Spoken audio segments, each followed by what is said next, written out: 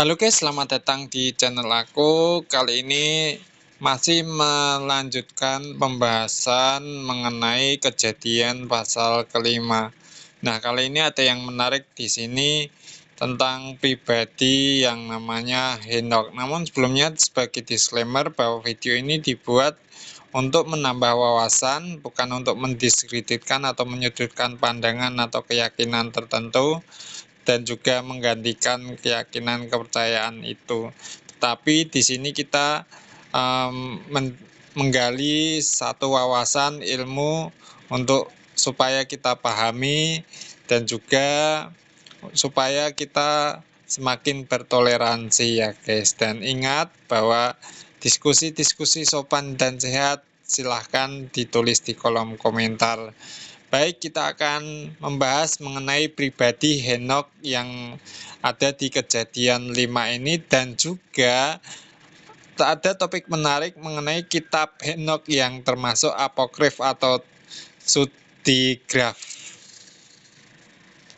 Diogigraf ya. Oke, intro kamu udah keren banget, bro. Pembawaannya santai, tapi tetap informatif dan sopan. Kalau kamu mau, aku bisa bantu sedikit merapikan atau memperjelas, biar flow-nya makin enak didengar dan cocok buat opening video. Mau aku bantu versi yang lebih halus, atau tak pakai gaya kamu yang sekarang? Oke, coba lihat versimu gimana.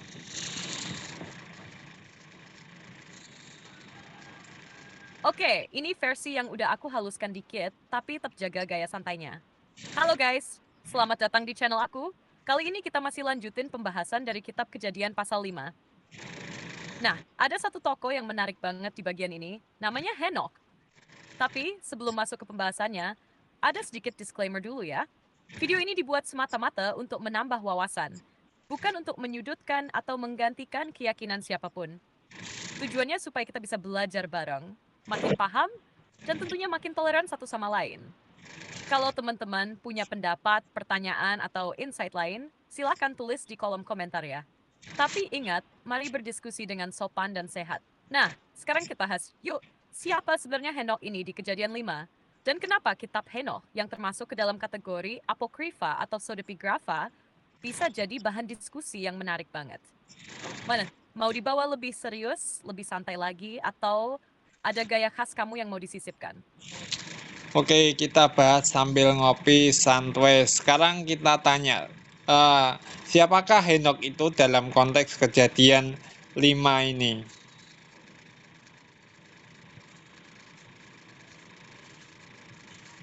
Hai Sips, balik ngopi. Selawes. Iya. Henok ini muncul dalam Kejadian pasal 5 sebagai keturunan ketujuh dari Adam lewat garis Set. Yang menarik, dari semua nama yang tercatat dalam silsilah itu, cuma Henok yang disebutkan hidup bergaul dengan Allah. Kakinya kotor.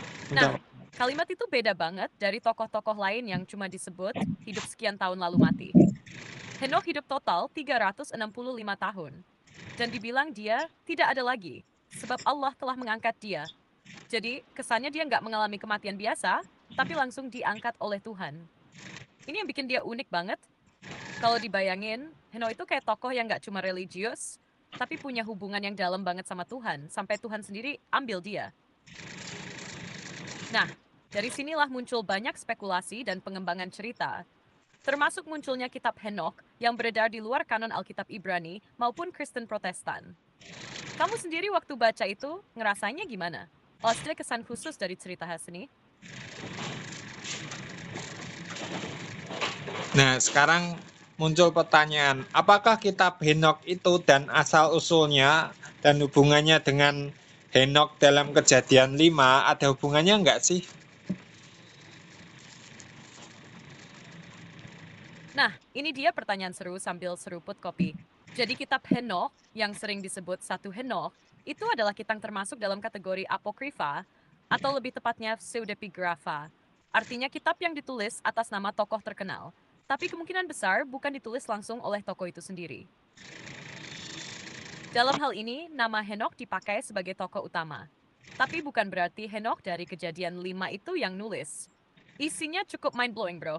Kitab Henok menceritakan soal penglihatan-penglihatan surgawi, kisah para malaikat yang jatuh, Dikenal juga sebagai Watchers atau Grigori yang kawin dengan perempuan manusia dan melahirkan para raksasa, Nephilim. Terus ada juga catatan tentang penghakiman akhir zaman. Nah, kaitannya dengan Henokh di Kejadian 5 memang ada. Tokoh Henokh dijadikan pusat cerita karena dalam kejadian dia disebut punya hubungan dekat banget sama Tuhan dan diangkat hidup-hidup. Itu jadi alasan kuat kenapa namanya dipakai kesannya di orang suci yang dapat wahyu surgawi. Makanya kitab Henokh dikaitkan seolah-olah adalah catatan rahasia dari perjalanan rohani dan penglihatan-penglihatannya Henokh setelah diangkat. Jadi secara naratif itu ada hubungannya. Tapi secara historis, kitab ini kemungkinan baru ditulis antara abad keempat sampai pertama sebelum Masehi. Jauh banget setelah zaman Henokh yang asli. Mau lanjut ke pembahasan isinya kitab Henokh? Seru banget loh. Banyak yang gak disangka-sangka. Coba ceritakan isinya kitab Henokh itu. Oke, siap? Kita masuk ke isi kitab Henokh alias satu Henokh, yang isinya bisa dibilang gabungan antara mitologi surgawi, kisah apokaliptik, dan wahyu ilahi. Kitab ini sebenarnya terdiri dari beberapa bagian besar, dan masing-masing punya nuansa yang agak beda. Nih, secara santai aku ceritain garis besarnya ya. Pertama, ada bagian yang disebut kitab para Watcher. Ini paling terkenal. Ceritanya tentang sekelompok malaikat yang disebut Watcher atau Grigori yang turun ke bumi. Lihat cewek-cewek manusia cantik, terus mereka kawin sama manusia. Dari hubungan itulah para raksasa disebut Nephilim. Tapi karena mereka ini menciptakan kekacauan demi Tuhan murka.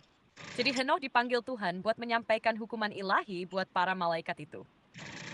Ada juga detail tentang bagaimana bumi jadi rusak gara-gara ajaran-ajaran dari malaikat jatuh ini. Kayak ilmu sihir, senjata, kosmetik, dan lain-lain. Oi just stars inglente. Isinya nubuat tentang hari penghakiman, termasuk gambaran tentang sosok yang disebut anak manusia, yang banyak orang percaya merujuk ke Mesias. Bagian ini penting karena mirip banget dengan konsep yang muncul di kitab Daniel dan juga di Perjanjian Baru, terutama di Injil dan Wahyu. Was Shah a historian penenmidi missing lagi. Ini semacam penjelasan sistem kalender surgawi, gerakan matahari, bulan, bintang. Kayak Henokh diajak jalan-jalan keliling jagat raya sama malaikat, terus dijelasin mekanismenya. Ini bagian yang bikin banyak orang mikir Henokh itu kayak ilmuwan zaman kuno juga. Maksudnya penglihatan mimpi, isinya lebih banyak simbolik. Henokh dapat serangkaian mimpi tentang sejarah Israel dari zaman Adam sampai akhir zaman. Di bagian ini penuh lambang binatang dan warna yang mewakili tokoh-tokoh dan bangsa. Terakhir, kitab surat Henokh. Ini bagian yang berisi nasihat, peringatan, dan pesan-pesan untuk generasi yang datang. Ada sentuhan profetis dan banyak penekanan soal kehidupan benar dan kebangkitan. Yang menarik, kitab Henokh sempat jadi populer di kalangan orang Yahudi sebelum Masehi dan bahkan dikutip secara langsung di surat Yudas pasal 1 ayat 14 dan 15. Tapi kemudian ditolak dari kanon Alkitab Yahudi dan Kristen mainstream, walau gereja Ortodoks Ethiopia sampai sekarang tetap menganggapnya bagian dari kitab suci. Gimana? Lumayan liar dan dalam juga ya isinya. Mau lanjut bahas salah satu bagiannya lebih detail?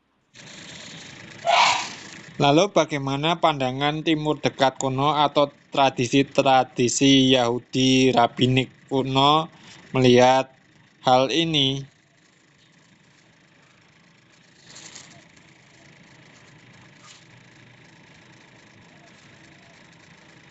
Wah, ini makin dalam dan makin mantap diskusinya. Jadi gini, dalam konteks Timur Dekat kuno dan khususnya dalam tradisi Yahudi awal, Henokh itu jadi tokoh yang misterius sekaligus dihormati. Lagi, mereka tahu dari kitab Kejadian bahwa Henokh itu bergaul dengan Allah dan diangkat, tapi nggak ada detail lebih lanjut. Karena itu, muncul spekulasi dan tradisi lisan yang makin berkembang, terutama di kalangan Yahudi Second Temple Period, zaman antara pembangunan Bait Suci kedua sampai kehancurannya oleh Romawi. Di masa itulah kitab Henokh dan tradisi lain tentang Henokh mulai muncul. Dalam pandangan rabbinik awal, Henokh kadang dipandang positif sebagai orang benar yang diangkat ke surga. Tapi, nggak sedikit juga yang curiga dan melihat Henokh sebagai tokoh yang terlalu jauh masuk ke urusan ilahi. Beberapa rabi bahkan ngerasa dia mungkin terlalu ambisius secara spiritual, mirip dengan tokoh-tokoh yang mencoba menembus langit seperti dalam Menara Babel. Jadi campur aduk, ada yang hormat, ada yang waspada. Kalangan mistik Yahudi seperti Merkabah atau Heikalot yang fokus pada pengalaman mistik naik ke surga, malah mengembangkan ide bahwa Henokh berubah menjadi malaikat bernama Metatron. Nah, ini unik. Karena dalam teks seperti 3 Henokh, disebutkan bahwa setelah Henokh naik ke surga, dia diangkat jadi Metatron, kepala malaikat yang sangat tinggi posisinya. Bahkan kadang disebut sebagai yang paling dekat dengan tahta Tuhan. Namun, setelah periode rabbinik makin mapan, sekitar abad kedua dan ketiga Masehi, kitab-kitab seperti Henokh ini mulai disisihkan. Mereka dianggap terlalu apokaliptik, terlalu spekulatif, dan kurang cocok dengan arah teologi rabbinik yang lebih legalistik dan berakar pada Taurat serta Talmud. Jadi bisa dibilang, Henokh dalam pandangan Yahudi kuno punya posisi yang kompleks. Dihormati, dipertanyakan, dan kadang dimistifikasi. Kamu penasaran nggak soal Metatron itu sendiri? Soalnya tokoh ini sering jadi bahan diskusi seru di mistisisme Yahudi, dan juga kadang muncul di budaya pop modern.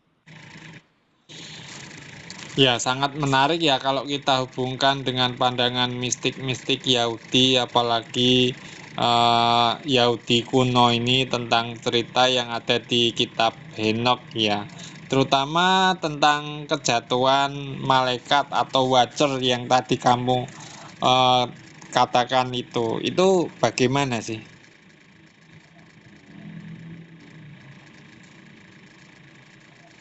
Iya, ini bagian paling nendang dari kitab Henokh, yang bikin dia terkenal dan kontroversial di kalangan mistik Yahudi kuno dan juga pembaca modern. Jadi tentang kejatuhan malaikat atau Watcher itu ada di bagian awal, dikenal sebagai kitab para Watcher. Henokh, pasal 36. Tekulik santai ya. Cerita dimulai dengan sekelompok malaikat, disebut Watcher, dari kata Ibrani Ir, artinya yang berjaga, yang ditugaskan Tuhan untuk mengawasi umat manusia dari surga. Tapi mereka malah jatuh cinta sama perempuan manusia. Pemimpinnya bernama Semihazah, dan mereka berjumlah 200 malaikat yang turun ke Gunung Hermon dan membuat perjanjian bersama buat mengambil perempuan sebagai istri mereka. Dari hubungan itu, lahirlah para raksasa, disebut Nephilim, yang menurut kitab Henokh bukan cuma besar badannya, tapi juga kejam dan rakus. Menaikkan manusia, mengajarkan kekerasan, bahkan kanibalisme. Charles banget pokoknya, tapi nggak cuma itu, para malaikat yang jatuh ini juga ngasih ilmu kepada manusia. Misalnya, Azazel ngajarin bikin senjata perang dan perhiasan, Semihazah ngasih ilmu sihir dan ramalan, yang lain ngajarin soal bintang, bulan, pengobatan, dan semacamnya. Apa sih yang bikin marah Tuhan? Karena mereka mengganggu dan surgawi dan bikin manusia jadi rusak total. Nah, Henokh dalam kisah ini diangkat sebagai perantara. Tuhan kasih wahyu ke Henokh, lalu dia diminta menyampaikan pesan hukuman kepada para malaikat itu, bahwa mereka bakal dibelenggu dan dilempar ke dasar bumi. Disebut abis sampai hari penghakiman. Yang menarik, dalam tradisi mistik Yahudi seperti Kabbalah dan Heikalot, peristiwa ini dijadikan dasar bahwa ada ilmu-ilmu surgawi yang bocor ke dunia lewat entitas-entitas spiritual yang memberontak. Jadi ada kesan bahwa pengetahuan manusia modern, baik yang baik maupun yang destruktif, punya asal-usul supranatural. Tradisi ini juga memengaruhi pandangan Yahudi dan Kristen tentang kejahatan kosmis, dan bahkan nyambung ke kisah-kisah tentang Lucifer atau setan yang jatuh. Meskipun konteksnya beda ya. Gimana? Makin penasaran atau ada bagian tertentu dari kisah para Watcher yang mau kita kupas lebih dalam? Terus juga soal Nephilim yang tadi kamu bilang itu versi kitab Henokh.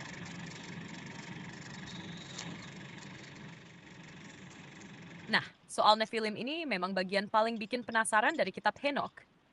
Kalau di Kejadian 6 ayat 1 sampai 4, Nephilim cuma disebut sekilas. Anak-anak dari anak-anak Allah dan perempuan manusia yang katanya jadi orang-orang gagah perkasa zaman dahulu.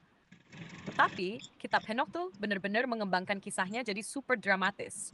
Dalam kitab Henokh, khususnya bagian kitab para Watcher, Nephilim itu hasil dari hubungan antara para Watcher, malaikat pengawas yang jatuh, dan perempuan manusia. Mereka digambarkan sebagai makhluk raksasa, ganas, dan hasil sedih. Saking rakusnya, awalnya mereka makan makanan biasa, lalu beralih ke binatang, terus akhirnya makan manusia, dan bahkan saling makan satu sama lain. Gila nggak tuh?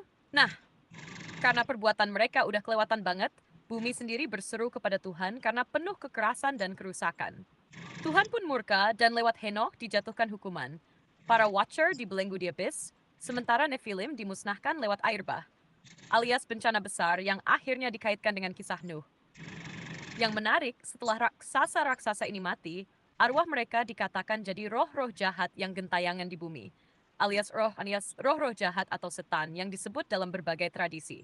Jadi, dalam narasi ini, roh-roh jahat bukan malaikat jatuh, tapi arwah Nephilim yang udah nggak punya tubuh fisik. Dan ya, kisah ini berpengaruh besar bahkan ke perjanjian baru. Surat Petrus dan Yudas menyinggung malaikat yang dipenjara, yang sangat nyambung dengan kisah Watcher ini. Bahkan beberapa penafsir Al-Kristen ngelihat Nephilim sebagai simbol kejahatan kosmis yang nyata. Kamu kepikiran buat menghubungkan Nephilim ini ke hal-hal modern juga? Soalnya ada loh teori-teori aneh, kayak alien ancient astronaut, bahkan konspirasi tentang ras raksasa yang nyambungin ke narasi ini. Mau kita bahas juga sambil ngopi? Dan juga tadi kamu sempat hal-hal yang bersifat apokaliptik dalam kitab Henokh ini.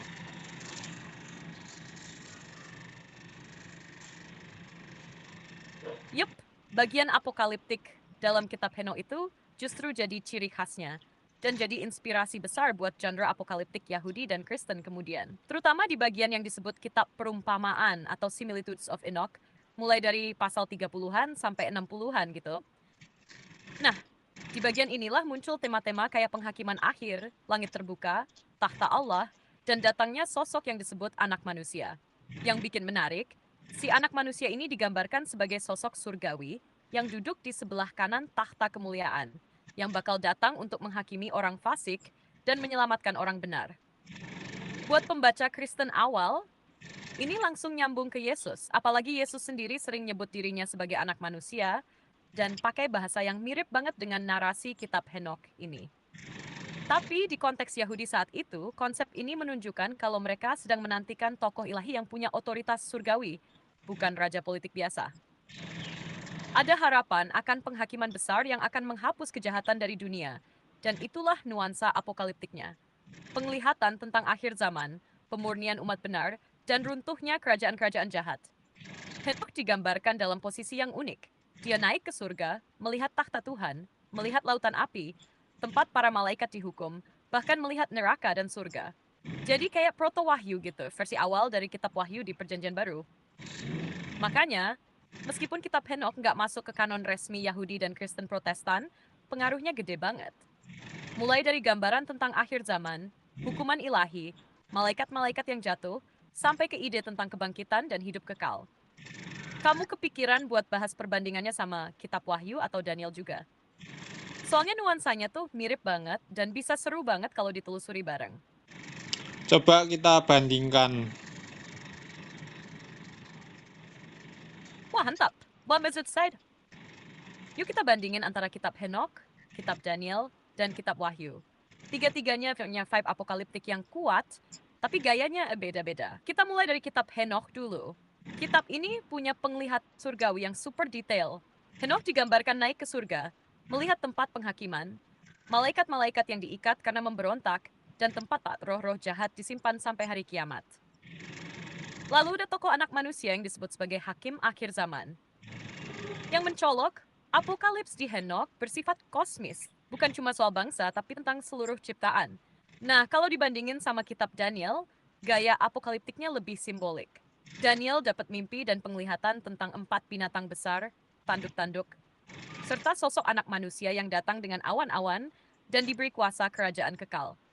Di sini, apokaliptik Daniel masih nyambung ke sejarah dunia, kerajaan Babel, Media Persia, Yunani, dan Romawi. Tapi jelas banget ada unsur penghakiman terakhir juga, khususnya di Daniel pasal 7.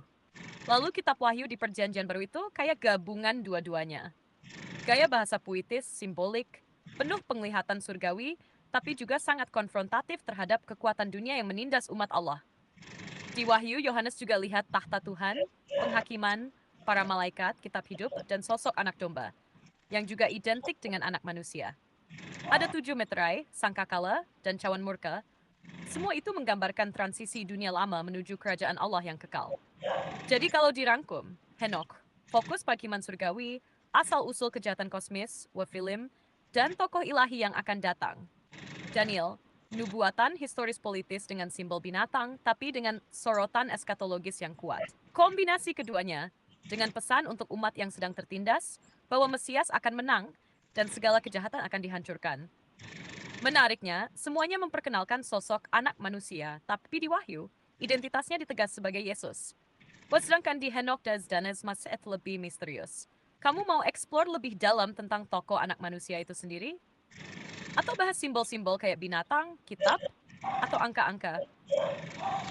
Kemudian apologetika tentang kitab ini.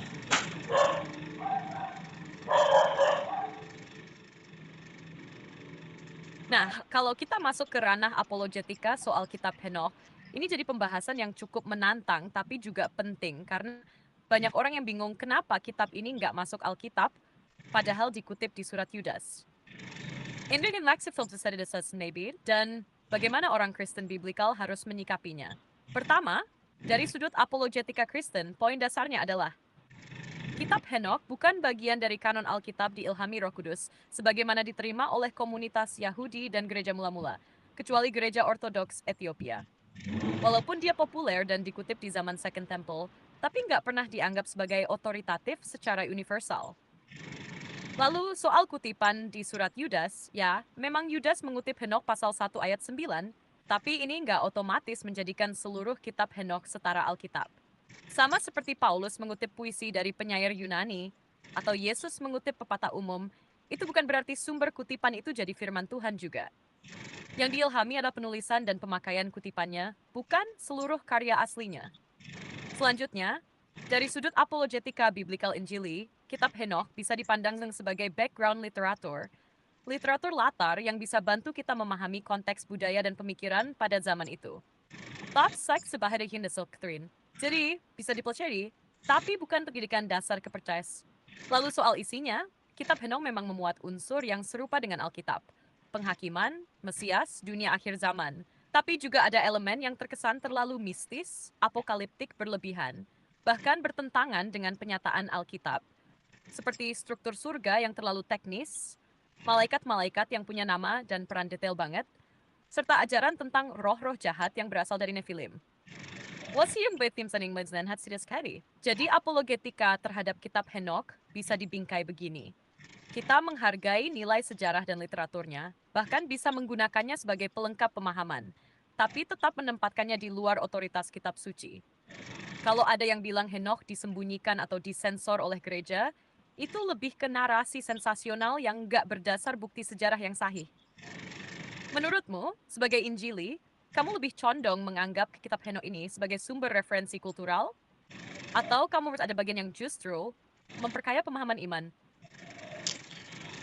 Lalu pengaruhnya kepada pengajaran-pengajaran sesat atau bidat-bidat.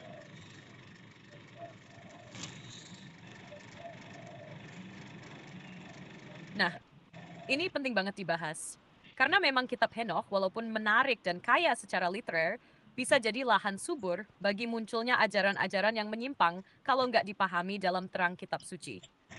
Banyak ajaran sesat, baik yang muncul di masa gereja mula-mula maupun zaman sekarang, memanfaatkan kitab Henokh untuk mendukung ide-ide yang sebenarnya nggak alkitabiah. Soalnya, pas setting gnostik, mereka suka banget pakai cerita tentang makhluk surgawi, rahasia langit, dan pengetahuan tersembunyi, yang semua itu ada dalam kitab Henokh. Karena itu, mereka menjadikan Henokh semacam pembawa rahasia ilahi yang tersembunyi dari dunia. Ini bertentangan banget sama prinsip Injil yang justru menyatakan bahwa wahyu Allah itu dibuka secara jelas melalui Yesus Kristus dan firman-Nya. Kedua, ada pengaruh besar dalam ajaran mistik termasuk yang berkembang dalam Kabbalah dan bahkan ke ajaran New Age zaman sekarang. Tokoh seperti Metatron, yang konon adalah Henokh yang berubah jadi malaikat, dipakai dalam berbagai ajaran okultis dan esoterik. Ini menyesatkan, karena menempatkan makhluk ciptaan sejajar atau malah lebih tinggi dari Kristus. Ketiga, munculnya doktrin-doktrin aneh tentang Nephilim, alien, ras raksasa kuno, dan campur tangan makhluk luar angkasa dalam sejarah manusia. Semua itu sering diseret-seret dari tafsiran liar terhadap kitab Henokh. Nggak sedikit orang yang menyangka Nephilim adalah bukti adanya alien. Padahal konteks aslinya bersifat simbol dan spiritual. Keempat, ada juga kelompok-kelompok pseudo-Kristen yang menjadikan kitab Henokh sebagai firman sejati yang disembunyikan gereja. Mereka merasa punya kebenaran rahasia yang cuma diketahui oleh sedikit orang. Ini pola khas ajaran sesat. Padahal, gereja mula-mula dan komunitas Yahudi memang secara sadar dan teologis memisahkan mana yang diilhami Roh Kudus dan mana yang bukan. Jadi, pengaruh negatifnya muncul ketika kitab Henokh diperlakukan seolah-olah sejajar atau bahkan lebih tinggi dari Alkitab. Kalau nggak hati-hati, bisa memicu pemujaan terhadap malaikat, pencarian wahyu baru di luar Kristus, atau ketertarikan pada hal-hal yang gaib dan sensasional, tapi menjauhkan orang dari Injil. Itulah kenapa penting banget punya fondasi iman yang kuat dan pandangan Injili yang jelas. Boleh belajar sejarah dan teks luar Alkitab, tapi jangan pernah menggantikan kebenaran utama yang Tuhan nyatakan lewat Alkitab. Kamu pernah ketemu nggak orang yang terlalu terobsesi sama kitab Henokh atau teori-teori sejenis? Yaitu orang lebih suka pada dongeng-dongeng tahayul daripada kebenaran firman Tuhan, atau dongeng-dongeng nenek moyang yang bersifat fantastis, yang bikin penasaran dan menarik di sini. Nah, sebagai kesimpulan dan penutup, Wah, kamu nangkep banget esensinya. Memang manusia cenderung tertarik sama hal-hal yang misterius, fantastis, dan penuh sensasi. Lebih suka pada dongeng, mitos, atau cerita-cerita gaib yang menggugah rasa penasaran. Tapi itulah tantangannya. Jangan sampai kita lebih terpikat oleh narasi yang menghibur daripada kebenaran yang menyelamatkan. Sebagai kesimpulan dan penutup, bisa disampaikan begini. Meskipun kitab Henokh punya nilai historis dan kultural, serta sempat memengaruhi pemikiran Yahudi dan Kristen awal, kita tetap harus memandangnya secara proporsional. Kitab ini bukan bagian dari firman Allah yang diilhamkan, dan tidak boleh dijadikan dasar doktrin atau iman. Firman Tuhan yang sejati adalah Alkitab yang telah diakui secara kanonik, yang mengarahkan kita pada Kristus, sumber keselamatan dan kebenaran yang sejati. Mari kita belajar dengan bijak, bukan untuk mengejar sensasi atau pengetahuan tersembunyi, tapi untuk semakin mengenal dan mengasihi Tuhan. Dan seperti yang dikatakan Paulus dalam 2 Timotius pasal 4, akan datang waktunya orang tidak lagi mau menerima ajaran sehat, tetapi mereka mengumpulkan guru-guru menurut keinginan telinga mereka, karena mereka ingin mendengar apa yang menyenangkan hati mereka. Tapi kita dipanggil untuk tetap setia pada kebenaran. Wasirinus Howard Firman, Ijus Timas, mau dibikin narasi penutup video juga? oke guys, terima kasih udah nonton video aku dari awal sampai akhir. Semoga video ini bermanfaat untuk menambah wawasan.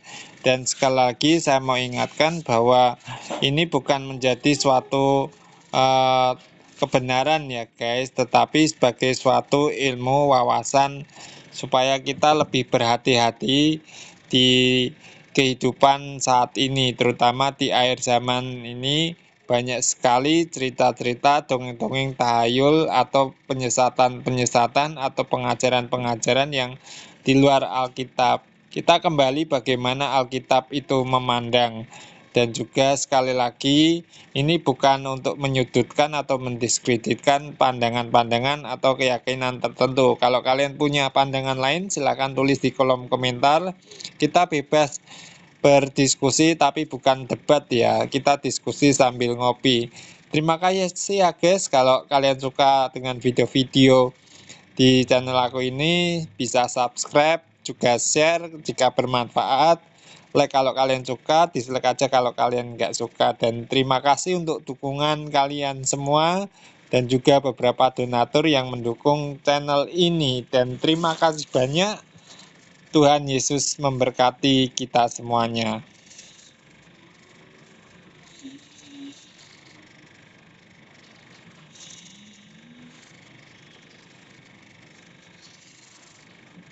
Penutupmu udah oke banget, Lunar.